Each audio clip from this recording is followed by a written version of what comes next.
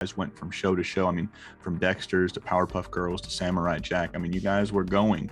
Fosters came in right after that one. So, I mean, you guys were obviously had a proven track record. You guys worked phenomenally together, so everybody was kind of meshing and you guys went from show to show to show. But would you have or echo that same sentiment? Like that was the greatest time as far as your career goes, or? Oh yeah. I mean, I could pick through the whole gamut of good points, but we had such a freedom back then. The industry just wasn't what it was. There wasn't as much involvement as far as executives writing. I mean, Dexters, we just did outlines. We didn't have scripts yet. That's unheard of, right? And so if you were storyboarding, you were writing it as you were boarding it. That just doesn't happen anymore. Gandhi was also allowing us, because I did a couple boards. I know I did a bunch of character designs and effects and props and all that stuff too, but I did about 4 or 5 storyboards for Dexters as well. Gandhi was letting us voice direct. So like, whoever heard of that? I mean, he brought us into the recording studio and he allowed us to give voice direction to the voice actors. So that was a real exciting and cool opportunity. So big ups to Gandhi for doing that. And so that's just part of the freedom that I'm talking about. The executives in Cartoon Network were all in Atlanta. There was like 1 or 2 of them here in Hollywood at Hanna-Barbera. It wasn't until Powerpuff that they really kind of dove in and they demanded, I believe, scripts and have much more control and input. But from the early days of Dexter's, I mean, we were riding our bikes down the hallways. We were running around screaming. We were like staying until like midnight, like running around Hanna-Barbera, trying all the costumes like Fred Flintstone down in the basement, like listening to records. I mean, we were young. I was 22, I think, when I started. So, it was this sort of like college extension fun. I mean, it was our life. It was so exciting. Hey guys, it's your host Julian. This week I sit down with character designer Andy Bialk. Andy's one of those guys that pops up in so many different parts of my life throughout animation. From Dexters Lab to Powerpuff Girls to Samurai Jack to Foster's Home for Imaginary Friends to projects like Megamind and The Book of Life in Madagascar. I had an absolute blast just sitting back and just hearing all of these amazing stories that Andy has amassed over his tenure between Cartoon Network and DreamWorks, and just the list goes on and on and on. There's a lot of great stories in here, a lot of great info. Thanks for listening, and I hope you enjoy the show.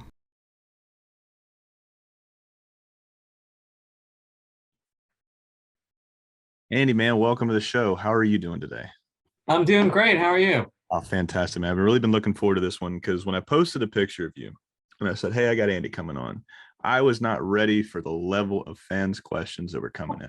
It's one of my favorite parts about the show is getting to ask fans questions because they generally have a way better recollection of anything when it comes to this stuff than I do. And they ask very good questions compared to what I'm going to ask. However, one of the people that wrote in, and I only do this when colleagues write in to start off with the fans question, but a buddy of yours, old Chris Battle, wrote in. So whenever you guys come on, I said, hey, what should I ask him?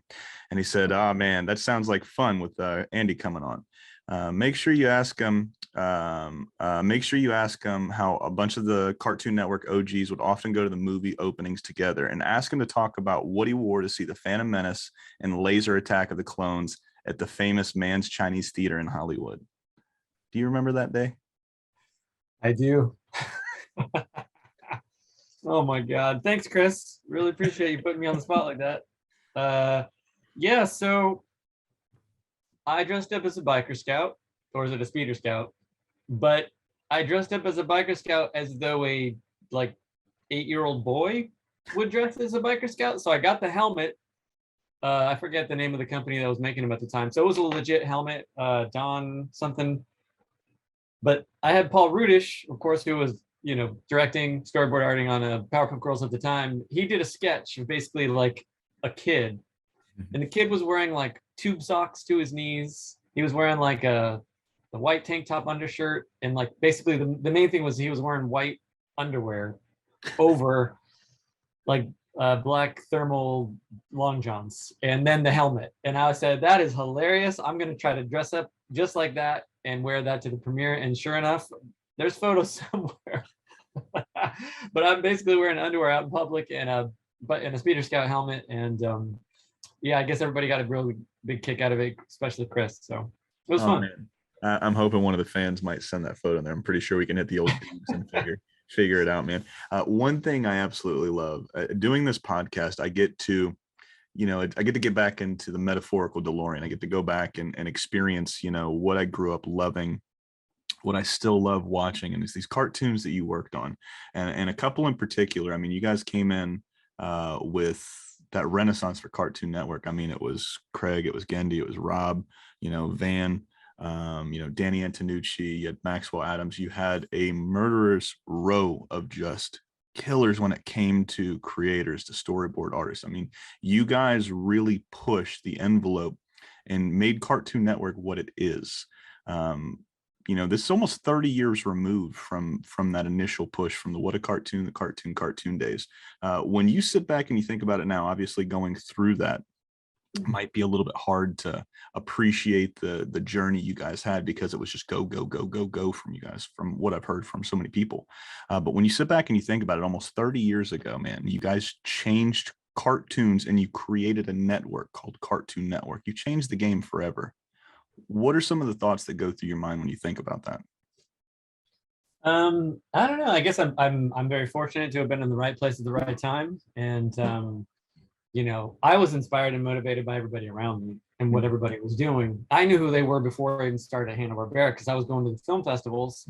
There was the Sick and Twisted, and then there was the Animation Tourney Festival. So while I was at Loyola with Van Partible, we would shoot down to Santa Monica 3rd Street and we would watch all the films. Well, guess what films were running from Sick and Twisted, Spike and Mike's? It was all the Cal Arts guys. So I got to see Craig's Whoop Ass Stew. I got to see Miles Thompson's Dogpile.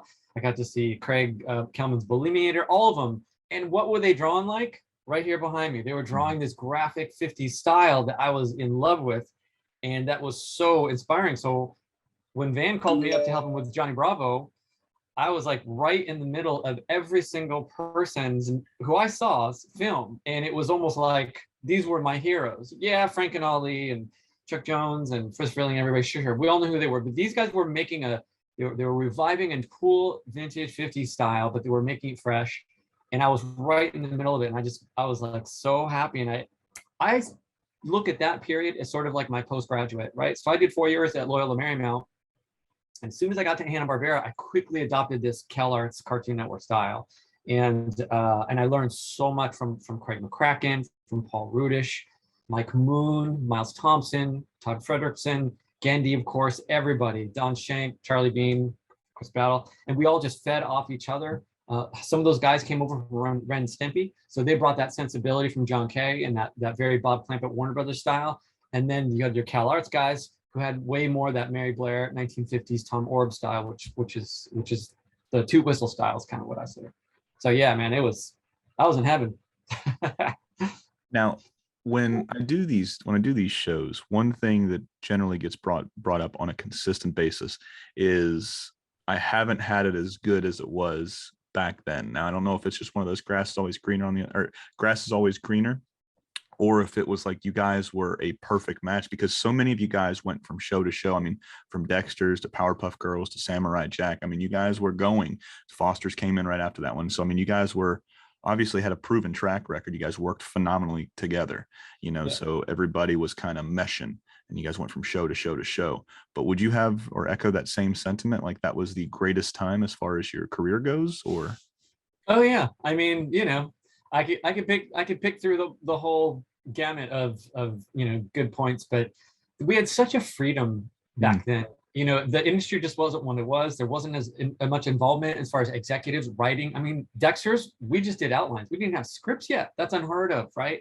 And so if you were storyboarding, you were writing it as you were boarding it.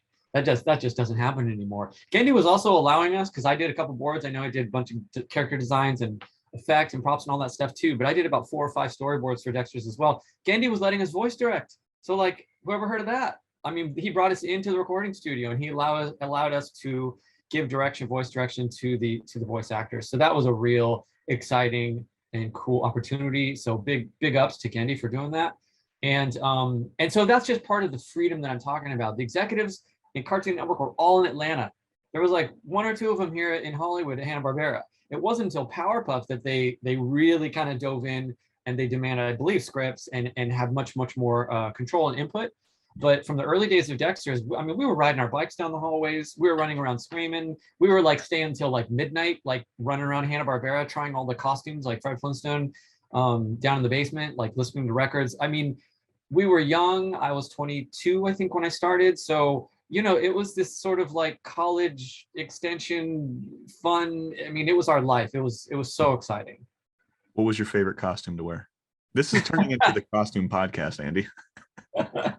I mean, I when I say wear, like, the costumes that were in the basement were specifically meant for people to wear to go to hospitals to visit, like, basically kids with cancer. So these weren't like the original vintage ones, like on the banana splits from the 50s, 60s. These were like kind of refab, but they kept them all down in the basement. But, we would just cruise down there, put on a Fred Flintstone hat, Barney hat, just goof around, run around, put it back. And, we were very respectful. But yeah, man, it was fun. It was a good time.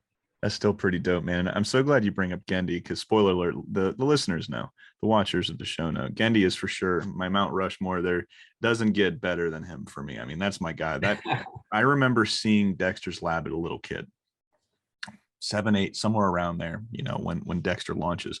I remember sitting in front of that TV and thinking, holy shit, this is different.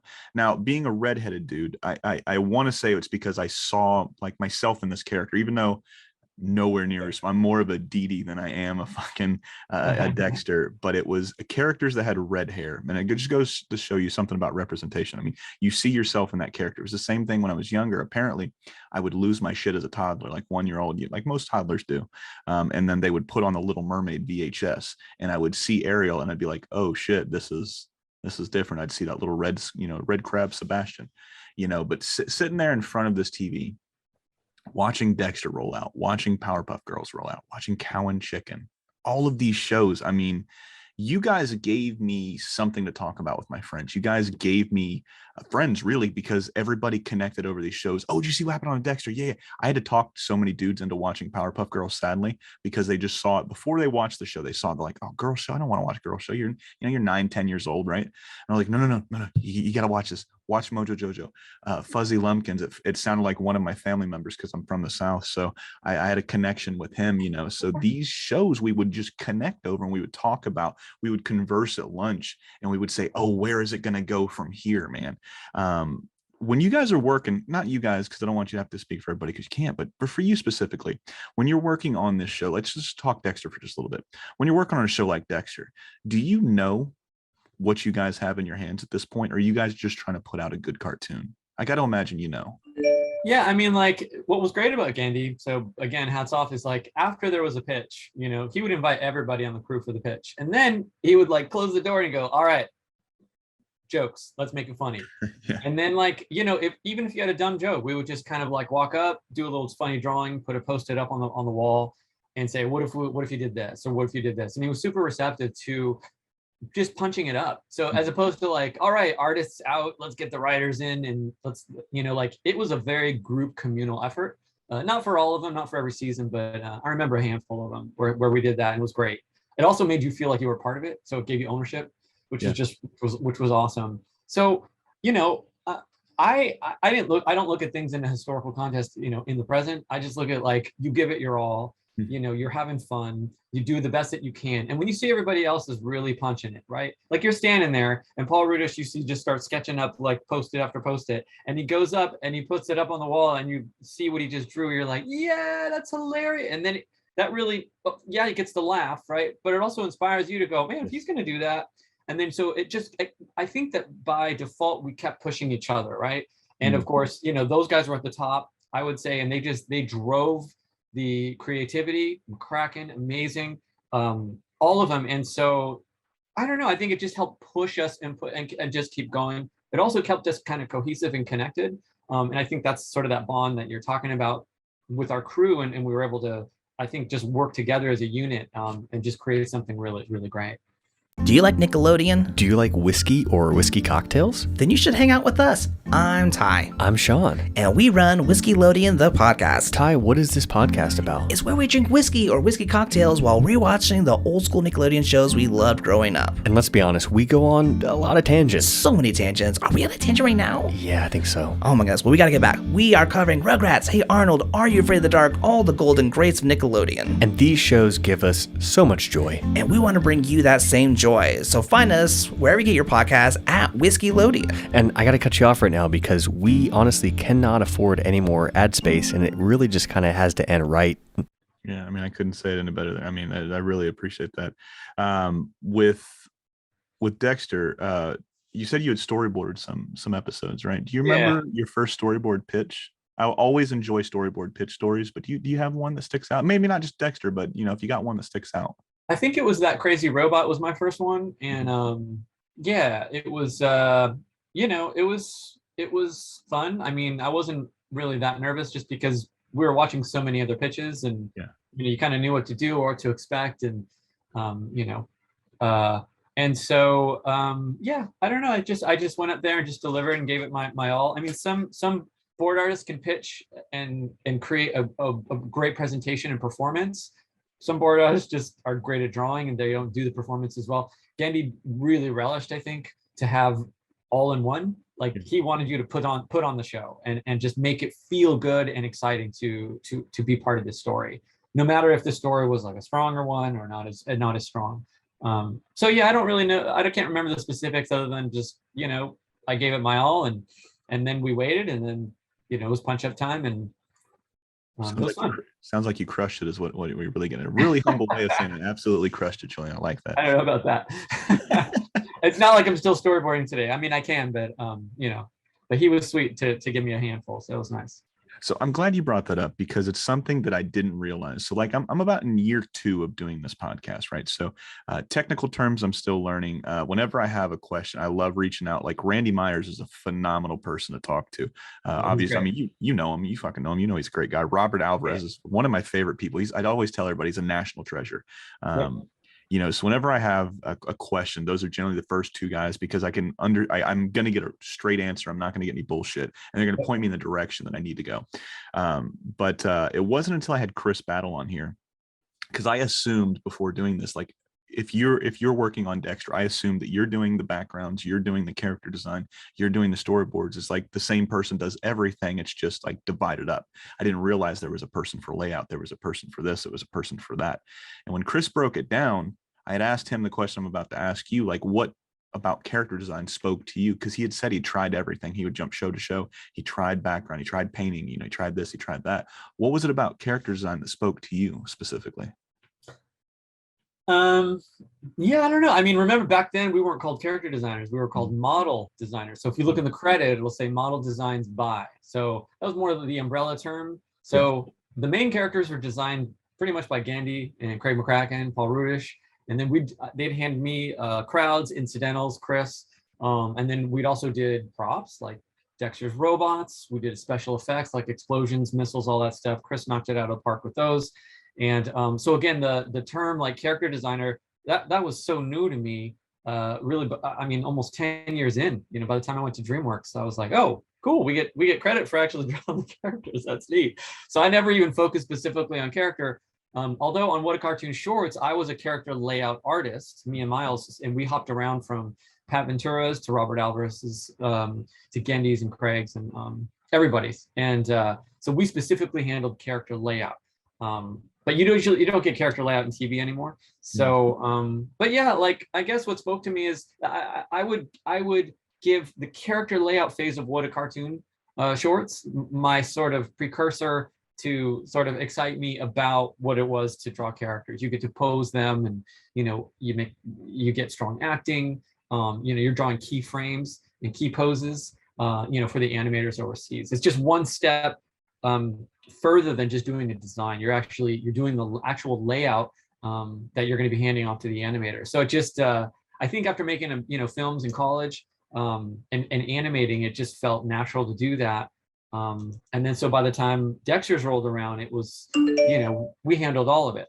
Gandhi also liked A and B poses. So, if there was a crowd that was just sitting here and then all of a sudden Dexter lands in the foreground, we have to draw them with their mouths open and the arms up. So we have those A, B poses just so we have the design right, because we wanted creative control and didn't want the overseas studio to take too much liberty. And Gandhi just wanted to see everything. Same with Craig McCracken, same thing on PowerPuff. It was the kind of the standard designing characters. But yeah, I don't know. I just I did background layout. I did storyboards. props and effects. And so I don't know. Part of it feels like I just fell into it, but part of it just feels like that was really where I could hyper focus and just really get into the actual acting and design of the characters. So now, hypothetically, if you go back in time 32 plus years ago, right, and you could choose again, would you, knowing what you know now, would you go down the same path, do what you do now, or would you want to try something different? Yeah, no, I think so. I mean, again, back then it was sort of, I wasn't just relegated to just characters. We drew the props and the effects and all that stuff. But I had opportunities. I did do storyboarding. I did do background layout for another show, and over at Disney. And so I definitely put my feelers out. I saw the painters, because we were all doing traditional paint at that time, and everyone was painting with gouache. I was like, that looks a little too sophisticated. It's cool, and I love watching them do it. But I was like, what happens if you make a mistake? I mean, we were drawing by pencil on paper, so I guess there's not much difference. But we could erase. So yeah, I don't know. I just I think I chose the path and ended up where I was supposed to be. So yeah, I think the answer to your question is yeah, same. It's always interesting to see what people pick. And when I talked to Craig not too long ago, I had felt bad because I felt like when I told him this, I felt like it was like a dig or whatever. But I was like, I'm watching Kid Cosmic, and I absolutely love the backgrounds. I was like, I would be pulled out of the story, and he was like, well, that's good, but it's not good. He's like, you don't ever want, he's like, everything wants to be in unison. You don't ever want to be hyper focused on one thing. I was like, yeah, I get that. But I was like, I've got this brain where I can look at something and I see something. I know everything that's going on, but it's just the backgrounds were so beautiful in that show. And then talking to Chris, he said pretty much the same thing you said. He was like, when you're growing up and you're going to high school and you're the artist in the school, everybody comes to you to draw them something. They're asking you to draw a couple things. Let's draw Batman. Who doesn't want to draw Batman? So he's like, that's why I went down that road. So I always like seeing why you guys pick, or if it's, outside circumstances, it kind of pushes you towards what you guys do for a living and how you guys pretty much grow and attempt to master the craft. Yeah, a little bit of both, probably. Mm-hmm. Yeah. So with Dexter, man, when you hear that name, Dexter's Laboratory, what are some of the first thoughts that come to your mind? I think about yeah, I mean, I kind of already hit on it. Is the camaraderie? Yeah, the camaraderie, the storyboard pitches, the openness, the freedom. It just felt very like it just didn't feel like there was executives like watching over us the whole time. Yeah, it just felt like we just had a lot of freedom, and we were learning, and it felt like Gendy was super receptive to all that. I also think about the voice actor, Christine Cavanaugh, yes, who was just so phenomenal. I mean, that was like one of the first like up close voice actors that I got to see work and perform, and she was so good, and that really brought the character to life in a big way. Yes, the stories, the design, the writing. But she was that extra final nugget just to take it over the finish line, and it just helped him really become his own character, a lot more so than Dee Dee. And nothing on the Alison Moore or Kat Cressida, but like just like I just think Christine was just amazing. So. Absolutely. And in most people's cases. So I've had this happen a few times. She's come up quite a few times, with Paul Germain, the co-creator of Rugrats. Obviously she's voicing Chucky. Dexter's Lab, she came up, and then she was Oblina in All Real Monsters. So Chris told us a story. So whenever somebody that's no longer here, we've heard some Tuck Tucker stories, when his name has come up, but did you get to have any kind of interactions with Christine, or do you have a story about her that we could probably tell the fans? No, I'm sorry, I don't. I mean, probably more so with Candy Milo, because she kind of came in later, and she was great too, by the way. But yeah, just other than just kind of the impact and the power of the performance, and just when you hear a character, it's sort of like Ren and Stimpy, like when a character owns, when the voice actor owns those character. I mean, Mel Blanc is a great example. I mean, Bugs Bunny, any of the Warner Brother characters, you feel those characters. They give them their voice, and so that just sort of that was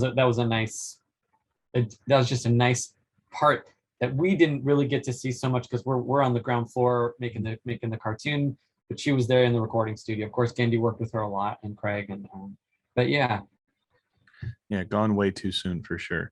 yeah, very So sad. before we start to rotate to the fans' questions here, I'd be remiss not to ask you, because I've heard some really, really good ones. I heard Randy is he's the cartoon matchmaker. So he introduced Gendy and Craig to their wives. So I got to imagine you've got a pretty cool Gendy story. So before we get to the fans' questions, what's your favorite Gendy story? Or whenever you hear the name Gendy, do you have one that comes to mind? Or what's the biggest thing you've learned from Gendy? Gosh, there's so many. I mean, Gendy and I formed a really tight bond over golf. So Mike Lazo, who was the executive that came over from Cartoon Network, was a golfer. Gendy was a golfer, and he found out that I was an old golfer, and so we used to play. We used to go to courses all over Palm Springs, all over LA, and so we not only bonded, in animation on Dexters and all that, but I got to know a whole other side to him. The golf part of it really made him feel more like a brother as opposed to a colleague. I have older brothers, we all golf, so it just felt good and felt right. I mean, I think Gendy really tried to push everybody. Craig did too, so did Paul, and I think he really wanted all of his artists to just take it as far as they could. He was also just very flexible and very open. He wasn't like tight rules, and if someone had an idea, he was always very open to it. I mean, the idea that he handed me storyboards and let me voice direct, I mean, that was very cool of me. Did not have to do that. And so I feel like he was very open. He was very flexible. He was very focused and disciplined and talented, of course, but working with the artist, I think he had a great attitude, and it was very inspiring. So that's really cool. And the last one before we get to the fans' questions, all three of you guys are on the green. Who's the better of the shit talker, and who's winning the game? Oh man, God, that's a good one. Just remember, this is going to be out there, so they're going to see this, and they're going to come and knock on your door. Hey, Andy, go play golf. Yeah, I don't know. I mean, we all shit talk pretty good. I might be the winner of that one though. Yeah. Yeah. Nice. So before we get to the fans' questions, we got a couple questions that I've let you know about before. So your Mount Rushmore, you got 4+1. Who's on your Mount Rushmore of animators or influencers throughout your career? I mean, before I knew who Tom Orb was, I loved Tom Orb. When I saw Toot Whistle, which is what I have behind me, I was like, who's drawing? What is that? And then I found out he worked on, he did the designs for Sleeping Beauty, and so on and so on. And I really feel like as a designer, Tom Orb just like definitively took what would consider to be a very graphic, flat TV style, is what it used to be called back in the day, in which Ed Benedict would be the hero in television, and used it, was able to like basically use it on a feature length level to where Disney was like open to it. And seeing that level of animation on that level of design was something that just knocked my socks off. I mean, Ward Kimball would be up there too, but then you've got Ed Benedict over on the TV side. You've got Mel Crawford, who's kicking ass on the children's book illustration side. And then so those are the big designers in animation for me that were just really inspiring, who again, I didn't know who they were, but I knew their work and I was inspired by it. Beautiful. The other two, and that's Tom Orb, Mel Crawford, Alexander Girard. So I actually learned, I was more trained in a graphic designer when I was studying at Loyola. I took animation classes, but we didn't even have a major back then. And so my sense of design comes from almost a graphic design base. And Alexander Girard is known for his wooden doll sculptures that you can find at Design Within Reach. He's sort of synonymous with like 1960s, like Charles and Ray Eames era, Herman Miller. And so known for textiles, patterns, and graphics. I would say on the animation side, Raleigh Crump, who worked at Imagineering, would sort of be like the quintessential applied to theme park design. So that's still playful, very geometric shape, primary color language, super inspiring to me. And then, we'll put Alexander Gerard and Rolly Crook. You can't give me 4. And then the last one I have to give tribute is to my skateboard pros, because when I was 15 or 16, I was just looking for something else. And I discovered skateboarding, I discovered punk rock, and I just fell in love with the culture, the flyers, the t-shirts, the graphics, and the designs. And there's so many skateboards I'd love to attribute to, but I think one of the most impactful graphics was by a skateboarder named Neil Blender. His design was called the Coffee Break. And he basically was drawing Picasso without me even realizing who Picasso was, but put it on a bottom of a skateboard and drew it in a way that was very graphic. It was very flat, and it was just something I'd never seen before, especially on a skateboard. And that one blew me away. And so I've always just held a huge fascination and appreciation for Neil Blender. Other skateboarders would be Chris Miller, Mark Gonzalez, of course. So there's your Mount Rushmore. That's probably about 8. But it's perfectly fine, man. You make your Mount Rushmore as big as you want to make it, man. And it's funny. I like what you said. I didn't know Picasso before I knew what he was doing over there on that skateboard, right? So when I had Linda Semensky on, we did a whole Powerpuff Girls episode a couple months back, and UPA has been one of my favorite studios of all time. And I didn't know about UPA until I started watching Cartoon Network. I'm seeing Dexter, I'm seeing Powerpuff Girls, I'm seeing all of that influence from there. And then she's like, you know why, right? And I was like, I have no idea why. I've been trying to figure out for the last 2 years. Why, Linda? Tell me, please. And she was like, it's because all of those guys, Gendy, Craig, Rob Van, all of them learned at Cal Arts from the UPA guys. Mm-hmm. So they fell in love with that style just like you did. The color palette alone. I talked about it with Robert and Zeddy. I was like, the color palette alone that UPA chose on so many of their cartoons, second to none, man. I mean, it's UPA, and then everybody else kind of falls down below them for me, you know. And it's been fun going back, because anytime I have you guys on, I've got my little notepad here. I wrote down 3 names just off of you talking, and I'm going to go research them as soon as I get done, because I want to know more. I want to know what Andy knows. You know, I want to know all of this beautiful stuff. I want to be inspired too, you know. So thank you for putting those names out there. Yeah, I'm going to add 2 more. Okay. Teehee and Faith and John Hubley. Speaking of UPA. You said Faith and John Hubley? Hubley, Hubley, and then the other guy's name is T-He, as in like you're laughing, like T-He. Look at him, he's amazing. Yeah, he's anyways, he's like Ward Kimball style, but he was UPA. So thank you. My favorite of the 9 Old Men has always been Mark Davis. I'm a real big fan. That man, I've went through his book 5 or 6 times now. It's a beautiful book. The one before we get to the book, this one's always my favorite, because so many of you guys have led me to so many other guys and gals on here. Robert Alvarez led to Randy Myers. Randy Myers led to Guillermo and Jorge. So this one's going to be interesting to see who you say. But this is the animation recommendation of the week. This is where you get to say, hey, you guys should have such and such on. So who's somebody out there that you might have worked with that we should reach out to and try to get them on the show? Anybody that comes to mind? Yeah, you should hit up Miles Thompson. Oh, I've had Miles Thompson on. He was you have? Yes, he was a fantastic guest. Sadly, that episode, I might have him come back on later this year when he's a little bit when he's not as busy as he is now. But during the file conversion process from this to Zoom, we got hit with lightning out here, so it corrupted the entire. I was so upset because we spent 2 hours laughing and joking. He was telling me some of that man is so fucking intelligent. He, like, some of the stories he was giving me, I was like, oh fuck, dude, this is so cool. And he's a skateboarder. He's telling me, he was pulling down books and showing me all of this art. He's like, you got to look up this person. You got to get this person. He's like, all of this information is here for the taking. He was like, you just got to take it. And he was talking about surfboards and this and that. So yeah, I'm excited to have him back on. Yeah. So, if you can get Paul Rudish on. Man, we'll try. Rudish. I'm gonna circle his name a few times. Maybe it'll like those little dolls that you make. Maybe we can make it happen. But I mean, Gendy Tartakovsky, Craig McCracken, and Paul Rudish. That was the trifecta. Those 3, that was the powerhouse. I know Gendy gets kind of most of the credit, but like it was, I would say those 3 guys in tandem together were the sheer force and power behind everything that you guys love. I mean, we all had a hand in, from Mike Moon to Robert Zeddy, Todd Frederickson, Miles Thompson, Moochie, Carrie Yost, Don Shank, Charlie Bean, all these people, like, but those 3 just, I don't know, they really, really they push something, and they work great together. They shared offices. So yeah, those are my heroes.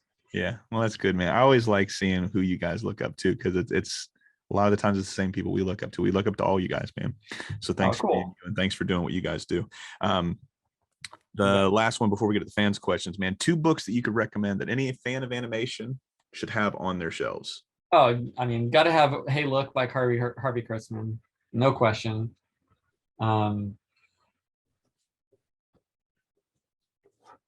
I mean, you can get Preston Blair's How to Animate. I mean, that's the book that I bought when I was in college. If you can get the original, because he has the original designs. He had to edit it later because I don't think he had copyrights from, I think it was MGM. So you can see like Tom and Jerry are actually drawn in there. You can find it online. But man, that book is like, I know everybody else had, the illumination. The Illusion of Life. Sorry, the illusion of life. It's been a while since I looked at that one clearly, and I know that was the Bible, and that one's incredible, of course. But I really, really like Preston Blair's book of animation. It's just the drawings just were so fun and playful, and it's so simple and it's super thin. So yeah, I would say those 2 for sure. Beautiful, ladies and gentlemen, pick them up. And so we got the fans' questions here. So Chris had the first one, and like I said, I'm hoping one of the fans. We've got some like there's eagle eye fans, if you will, that go out there and find some really cool stuff.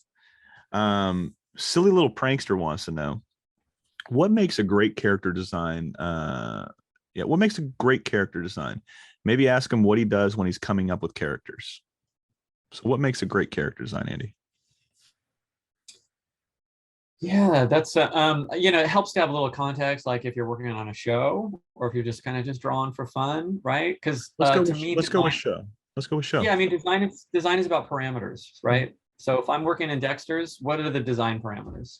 And if you're creating the look of the show and it's the first season, you're working very close in tandem with your art director, and you're basically you're rolling the dice. Like, are we going this far with shapes? Are we going this far? Is this far enough? Do we need to push it? So a great example is when I was on PowerPuff Girls, my art director at first was Don Shank, and then it was Craig Kelman. When Craig Kelman came on, I mean, he really pushed hard. He was like, you got to take that further. You got to take that further. I don't care how good you are, I don't know how good anybody is. You can always push a drawing. And that's something that I've always remembered since back in the day, is like, it's true. You should always be able to look at a drawing. I don't care who did it, if it's Carter Goodrich or Nico Marley or Shun, like, you can take those drawings, you should be able to push those drawings further. And that's just something I keep really close. So as far as creating the design and the look, it's learning, it's watching what some of the other designers are doing. Craig McCracken is an exceptional designer, a huge influence on me. So I studied his drawings very closely. Same with Paul Rudish. Paul taught me how to draw cute. Craig taught me how to draw graphic, whether they knew it or not. Now they do. And and so I would watch and I would learn and I would sketch and I would try to basically fill my design vocabulary with some of their shapes and tips, what they were doing. So it's learning, it's playing, it's trying things out, and basically having a conversation with yourself, and also, of course, having a conversation with your art director, and working as a collaboration and a team to find the style that best suits the show that you're working on. Beautiful. EM on the Moon wants to know, what role does knowing the voice actor play in developing a character in terms of timeline? Do you often or rarely know who is voicing a character you were creating? Yeah, sometimes it does, sometimes you don't. When I was on Madagascar, they specifically told me this is Makunga. It's going to be voiced by Alec Baldwin. And I was like, okay, cool. Do you want an Alec Baldwin looking lion? And they were like, maybe. I mean, he's got nice hair if you want to give him like a crazy mane. So I took a couple passes. They weren't, it was okay. I think they were just looking for something a little more push. Craig Kelman was available at the time. Of course, he designed all the original characters on Madagascar for Madagascar 1. This was Madagascar 2. And then he came in and he did his pass, and it was like, that's it.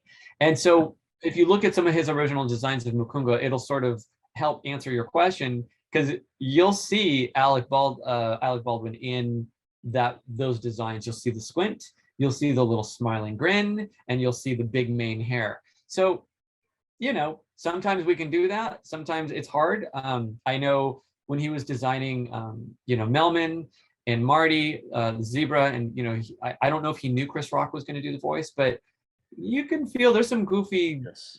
mouth shapes going on in there, and you're like, oh, okay, that I wonder if they knew. But you don't always know who the voice actor is. So when I was designing Alex's dad, who was, what was the dad's name? Zuba. We didn't know who the voice actor was. They just said he's going to be stoic, he's going to be fatherly, think John Voight. We don't even have a description or a script yet. We're looking for you to inspire us as we write this character for the story. And I was like, oh, okay. So I did a bunch of designs for that, not knowing who the voice actor would be. And last example is, oh my God, I forgot his name. He's the one who was voiced by Will.i.am. He sings a song, I Like Him Big and Chunky. I'm sorry, I'm no help on this. No worries, I just blanked. So when I designed that character, I also didn't know that Will.i.am was going to do the voice. So I was specifically going by the description of the director, and I'm looking it up right now because Oh, no worries. I can't believe I can't remember this.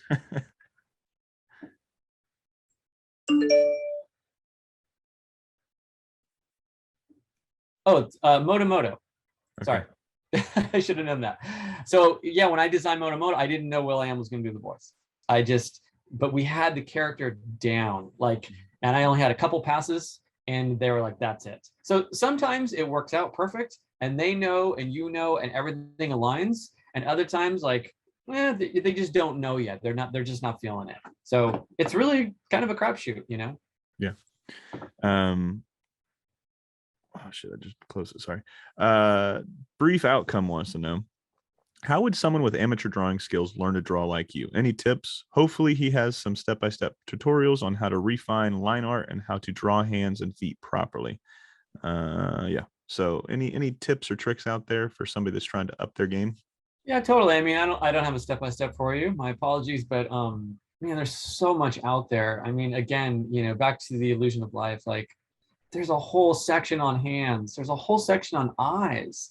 There's a whole section on acting. It's the thing that I just want to warn people who are interested in design today is is it an illustration or is it a design? What's the difference? Well, an illustration doesn't have to act or move or emote. It looks pretty in a book, right?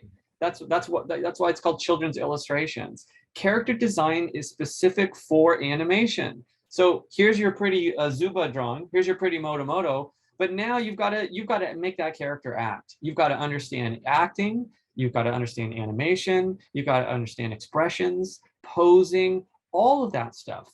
And that's what to me character design is. And so I think most people fall in love with the viz dev side of character design, which is the conceptual side, which is basically what you're looking at behind me. But you have to have an understanding of who the character is, what their story is, how they're going to move, how they stand, how they sit. We all move differently, right?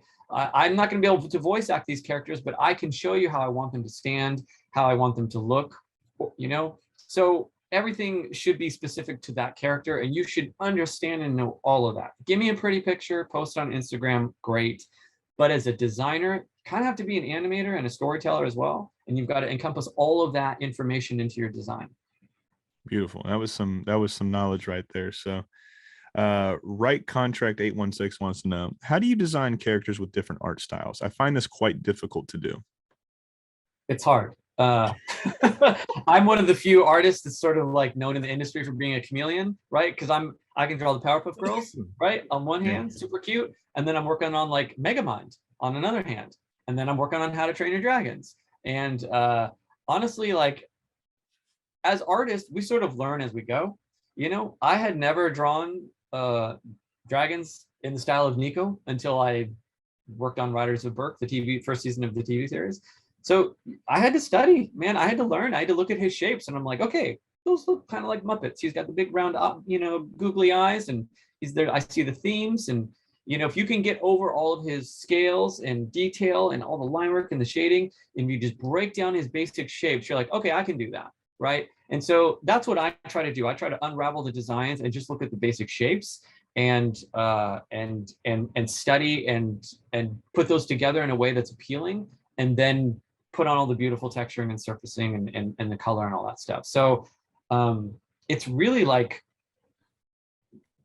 it's just like studying and learning and making mistakes. If you're only drawing like Mary Blair, great, wonderful, but you're not learning anything. You got to go outside of your comfort zone. You got to be able to make mistakes. You got to be able to do ugly drawings. I think in today's Instagram culture, everyone's posting these beautiful color illustrations, and it's like, bravo, you did it. Wow, look at you. You should have drawn probably 20 drawings before you posted that drawing that were bad and that you had to throw away.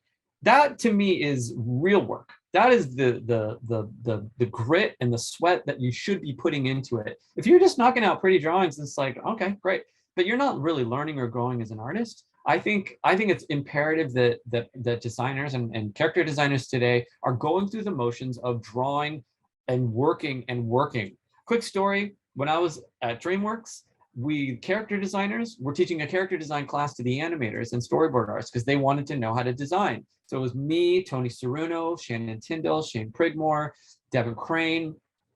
I'm leaving people out. And we taught a class, and we had Ben Ballesteri come in. And it was so cool to watch his process, because he did, I think I counted 6 or 7 roughs, and each one got tighter and tighter. I've watched Joe Mosier do the same thing. Rough it out, put a paper over it. Work with the nose, put a paper over it. Do the mouth, put a paper over it. You have to work and build on your drawings that way. Craig Hellman, same thing. I watched him knock out 20 drawings on yellow Post-its. Boom, boom, boom, using them as flips, just going through it. And you're pushing your shapes, you're expanding your brain. Are you worried about Instagram? No. Are you worried about your portfolios? No. It's you and yourself having a conversation with yourselves, trying to find the best solution and making all the, you have to make the mistakes. You got to be able to go, these are going in the trash until you get to your Mary Blair drawing. So just a little word of advice for everybody. Please, like, do the work, man. So I was hoping you were going to bring up dragons. What's your favorite Chris Sanders story? Chris Sanders on his first day walked into my office, and I was sharing an office with Marcos Mostra Mateo, insane artist from Spain. He, I think he's art directing with Shannon Tyndall. And was I sharing with him? Yes. Okay, because I shared with Tony as well. Tony Ceruno, also amazing character designer. Sanders' first day walked down the Viz Dev wing. He was just going in everybody's offices, and he literally was like a boy in a candy shop. He was just looking at all the artwork on the walls, and he was like, how come nobody in the rest of the industry knows about the artwork? Because DreamWorks was great about putting your artwork on the wall. I mean, Nico had all his dragons all over the place. I had my artwork. Tony had his. Devin Crane had all his. Carlos Grangel, amazing. And so DreamWorks was great at showcasing their artists' work, but there was no internet. I mean, back then there was no place, there was no art of books even.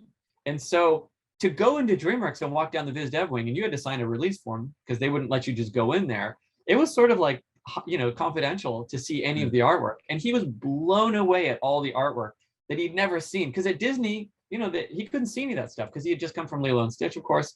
And he was like, he just stood in my office with his mouth open, just staring at all of the artwork. And I'm just sitting there. I'm like, how's it going? And he's like, man. And it was a conversation, but we weren't really talking. And he was just in awe. And he was like, I was like, how's it going? Chris Sanders. And he was like, hey, big fan. He was like, man, I can't believe that there's so much gold and treasure here at DreamWorks and nobody knows about it, man. And he was just so pumped and so excited. It was really good to have him at DreamWorks and just have him walk through the whole wing. He was psyched. So we were too, of course. That's really cool, man. He was on here a couple weeks ago, and I've never met somebody that has, no, that's not true. I've met a few people on this podcast that have such an infectious joy of what they do. And it didn't matter. Like, I had a shitty day before talking to Chris, and I was trying to psych myself up so I could just get out of that mental bullshit that I had bringing. And like within 30 seconds, man, I'm smiling from ear to ear because he created one of my favorite my favorite movies of all time, Lilo and Stitch. Yeah. And then just his infectious joy. Sandro Cluzo was another guy that just brought that right out of me. And I'm so glad you brought up Joe Mosier, because Joe Mosier is coming on here in a few weeks. I'm so pumped for that one. Emperor's You're New gonna love Groove. him.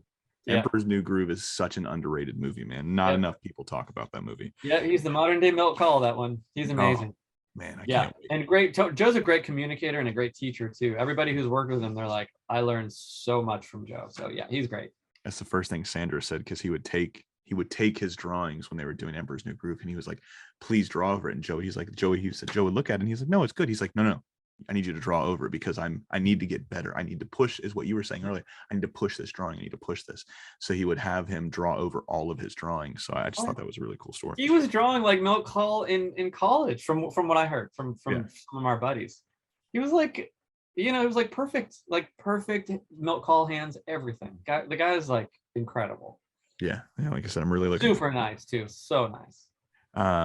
Crazy About SpongeBob wants to know, what designs were too hard to animate, so you had to redo them? Does any of them stick out? Gosh, I don't know. I mean, all the animation on Dexters and Powerpuff, that was done overseas in Korea at a studio called Rough Draft. And then by the time I got into DreamWorks, that was all CG, computer animation. So yeah, I don't even know if that's part of the process. I don't know if animators would ever like push something back and say, this has to be redesigned because it's too difficult to animate. I think if I understand the question correctly. By the time it gets to animation, it's sort of like, you guys are shit out of luck. You got to make it work. You got to animate it, So you don't have the right or the power to like say, hey, can you redesign this? We're having a hard time animating. You got to make it work. Beautiful. This one wasn't a question, it was just a statement. Carlito 25 told me, he said, no questions, only compliments. So he really liked your work. Awesome. Thanks, dude.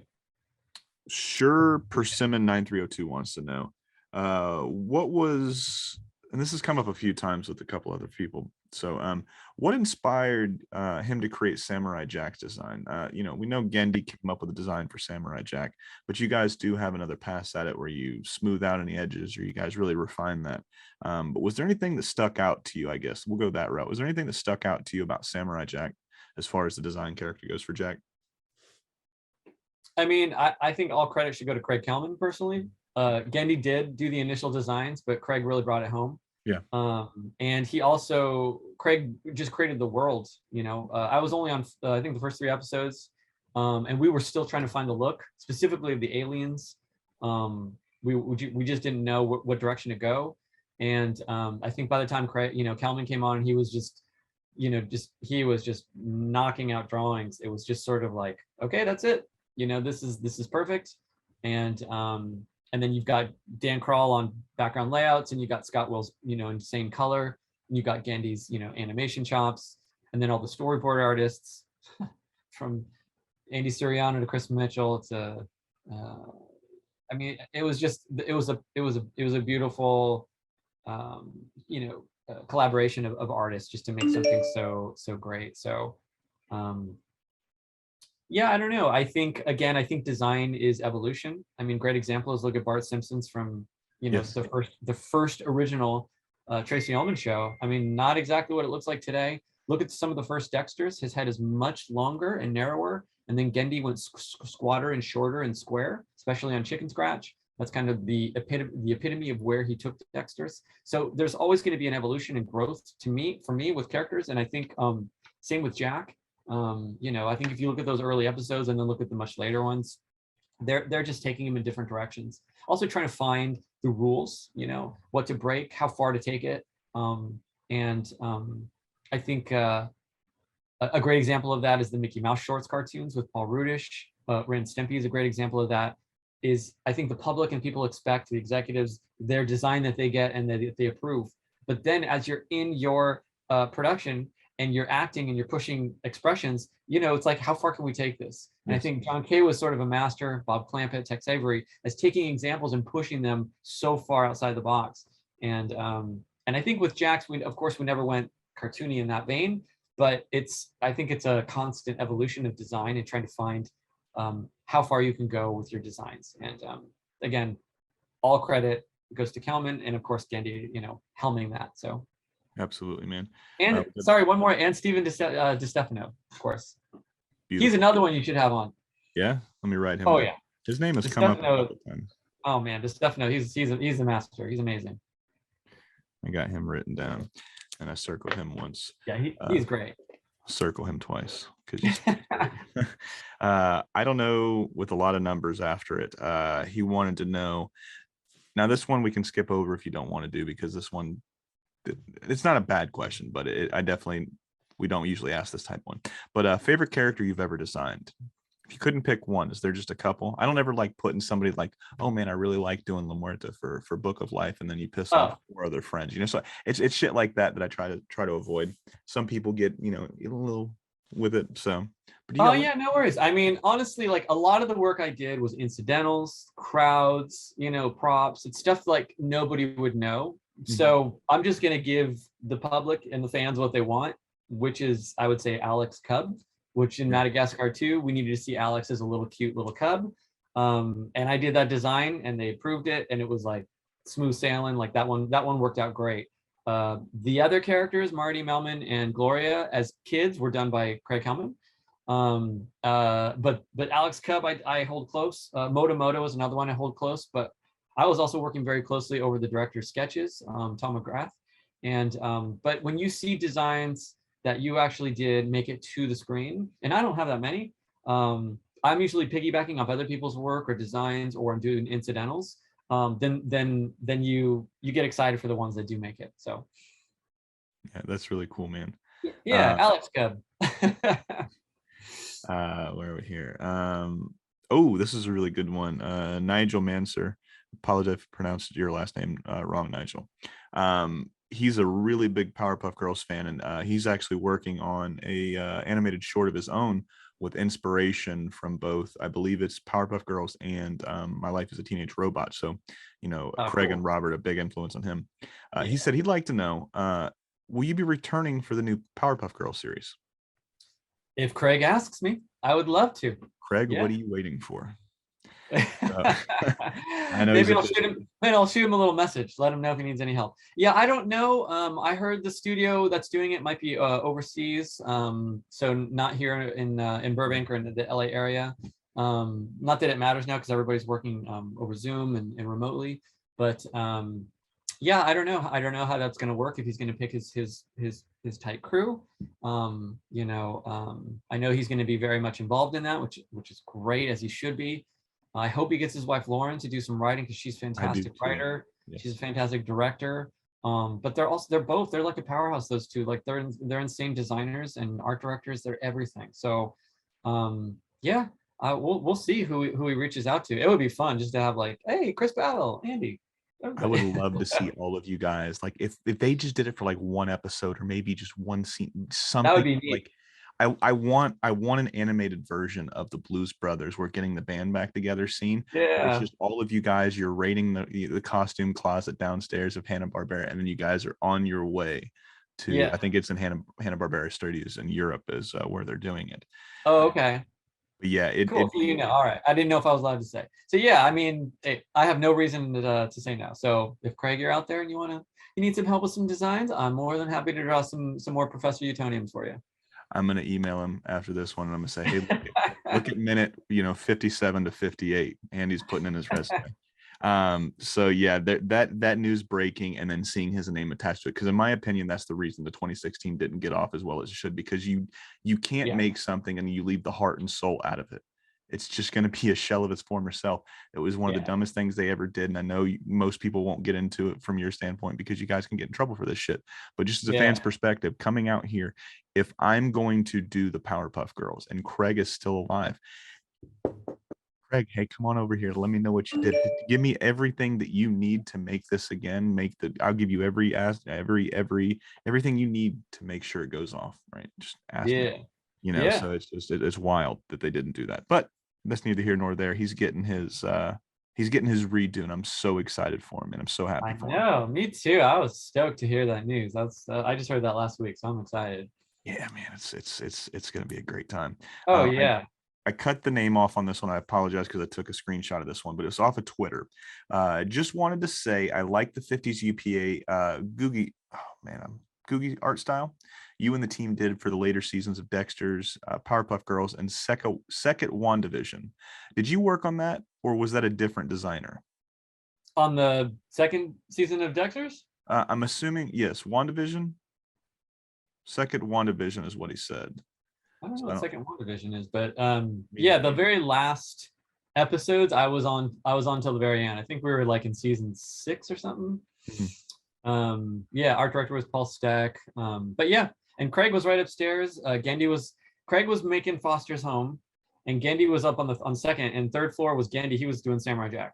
Yeah. And so I was on Dexter's for a little bit, and then I jumped up over to, I think, Craig to help Foster's. So yeah, I was on that. That was fun. Yeah, they went real flat. The background styles changed quite a bit, and those were good. All right, Yeah. this is the last one, Andy. Nikki Hutchinson wanted to know, can you talk about working on Dexter's Lab Ego Trip? Did you feel like you were working on a feature film made within a TV budget? And did Gendy enter to be the real end of the series with the same crew behind it? I don't know what that last part meant. But did you guys feel like you were working on a feature film made with a TV budget? Did it feel like that with Ego Trip? Yeah, I mean that's pretty much what it was. Like, Yeah. Yeah, I'm trying to think. Oh my god, I have to like look it up. I'm trying to like remember because we were all jumping around. I'm pretty sure I worked on that one. I'm looking around now.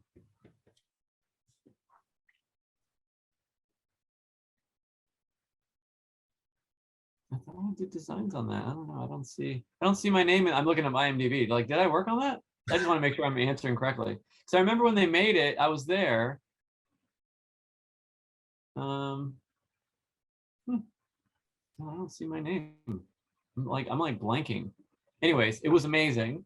It was all the same. If you look up, to answer your questions, if you look up IMDb, all those names, those are all the original designers from the original Dexter series. I'm just blanking right now whether I worked on it or not.